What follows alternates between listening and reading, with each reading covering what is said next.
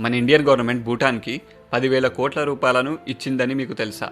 అయితే మన ఛానల్ని సబ్స్క్రైబ్ చేయండి.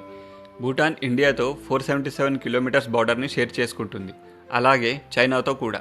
కానీ చైనా భూటాన్తో ఫ్రెండ్షిప్ చేసి తన ఇన్ఫ్లుయెన్స్ని ఇండియా పైన చూపించాలనుకుంటుంది. సో ఇలాంటి సిచ్యువేషన్లో చైనా భూటాన్ నుండి ఎటువంటి పొలిటికల్ అండ్ మిలిటరీ ప్రభావం ఇండియా పైన పడకూడదని భూటాన్ని మన ఇండియా మంచి ఫ్రెండ్ లాగానే చూసుకుంటాం. అయినా మన చుట్టూ ఉన్న దేశాల్లో ఒక భూటాన్ మాత్రమే మనకి ఫ్రెండ్లీ దేశం.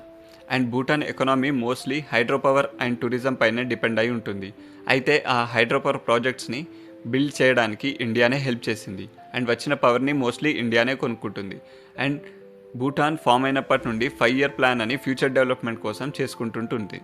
అలా ప్రతి 5-year ప్లాన్లో ఇండియా మనీ ఇచ్చి ఆ డెవలప్మెంట్లో భాగంగా ఉంటుంది. జనరల్గా భూటాన్ వీసా వరల్డ్లోనే కాస్ట్లీయెస్ట్ వీసా. అలాంటిది ఇండియన్ టూరిస్ట్కి చాలా తక్కువ ప్రైజెస్కే ఇస్తుంది. అండ్ ఇండియన్ టూరిస్ట్కి tax free gold purchase option కూడా ఇస్తుంది.